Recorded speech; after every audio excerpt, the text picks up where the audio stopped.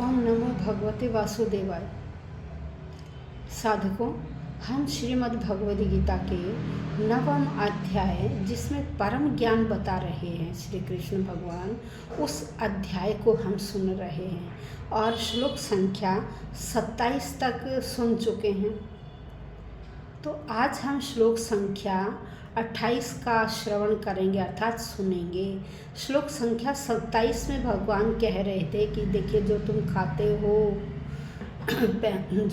खाते हो पीते हो, कोई भी कार्य करते हो, कुछ अर्पित करते हो, यज्ञ करते हो, तपस्या करते, वह सब मुझे अर्पित करते हुए करो।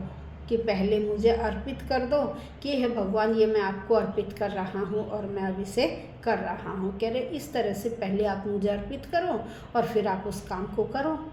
लेकिन अब इस श्लोक संख्या 28 में आज हम पढ़ेंगे कि भगवान कह रहे हैं कि यदि तुम कर्म के बंधन और उसके जो अच्छे फल बुरे फल हैं, यदि तुम इस प्रकार से मुझे कोई भी काम करोगे, पहले मुझे अर्पित करोगे और उसके बाद करोगे, तो आप क्या होगा, उस कर्म फल के बंधनों से मुक्त हो जाओगे।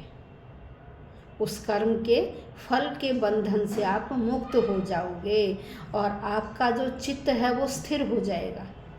आप स्थिर चित्त वाले हो जाओगे और उसके बाद आप जो कार्य कर रहे हो उससे भी मुक्त, भाई उसके फल से मुक्त हो गए।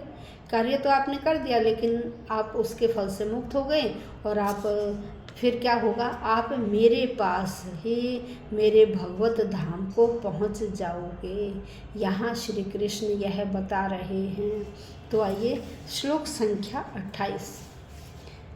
शुभाशुभ फलैरेवं मोक्ष्यसे कर्म बंधनै संन्यास योग युक्तात्मा विमुक्तो माम उपैष्यसि।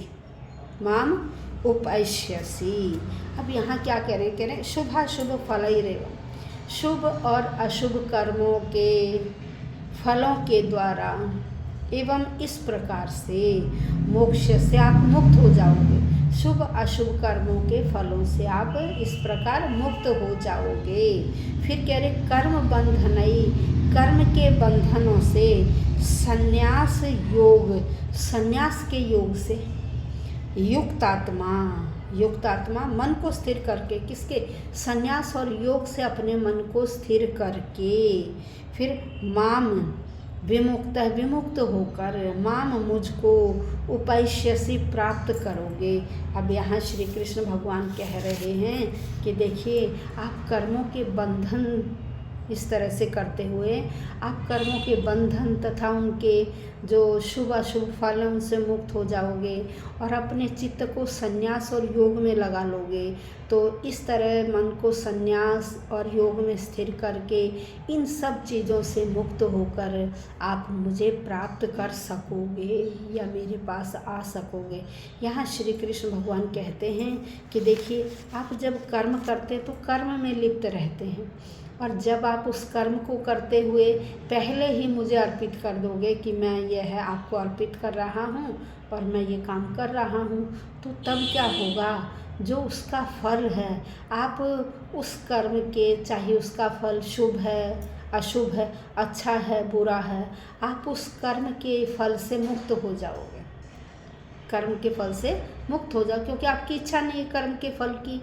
आपका केवल मात्र एक उद्देश्य है, भगवत कृपा को प्राप्त करना, भगवत धाम को पहुंचना, भगवान का स्मरण करना, उठते बैठते हर वक्त हर क्षण हर पल जो भी काम कर रहे हो, केवल मेरा ही नाम लेकर कर रहे हो।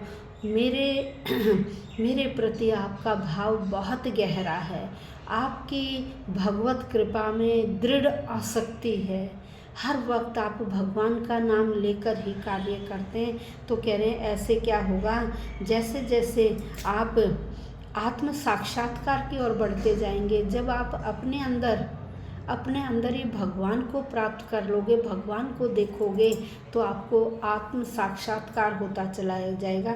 जैसे जैसे आपको आत्म साक्षात्कार होता चला जाएगा, वैसे वैसे आप कर्मों से मुक्त भी होते चले जाएंगे, कर्म फल से मुक्त होते चले जाएंगे।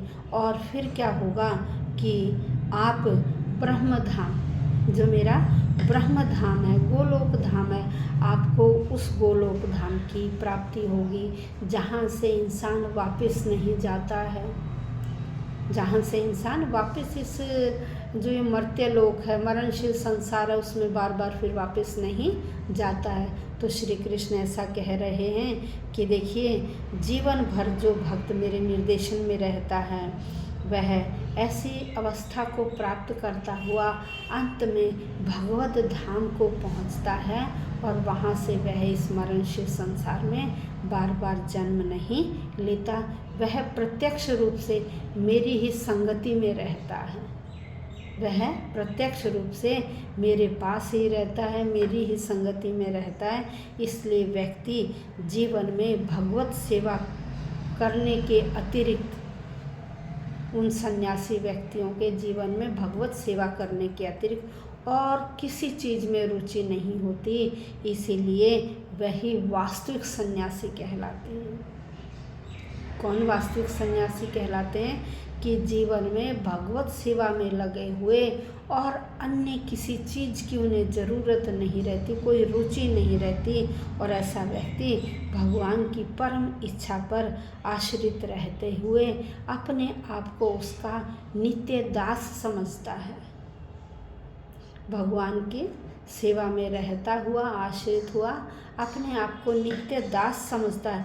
जो कुछ करता है सब कुछ भगवान के लिए करता है, जो कुछ कर्म करता है वो भगवान की सेवा करते हुए ही करता है। इस प्रकार से ऐसा व्यक्ति भगवत धाम को प्राप्त होता है। तो देखिए, भगवत कृपा, भगवत दृष्टि, भगवान का ध्यान, भगवान का हर वक्त ध्यान करना बहुत मुश्किल, कठिन काम है सांसारिक व्यक्तियों के लिए।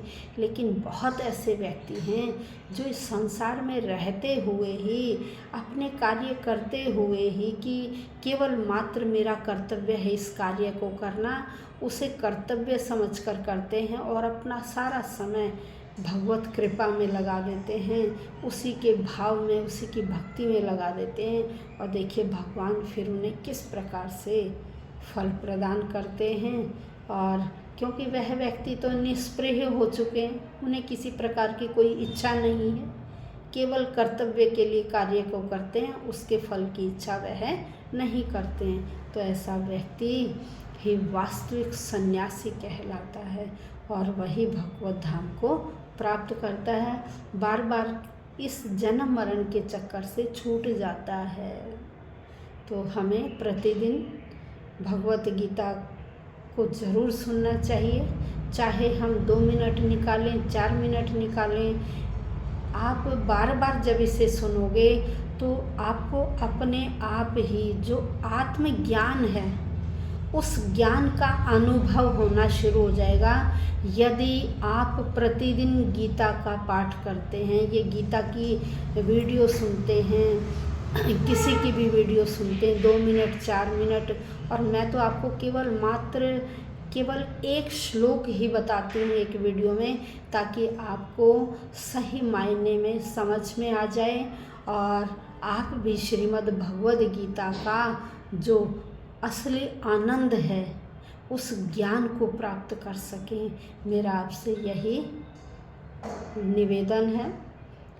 वीडियो लाइक कीजिए, शेयर कीजिए, कमेंट कीजिए कि आपको अच्छी लग रही है, तो मुझे भी बहुत प्रसन्नता होगी। धन्यवाद।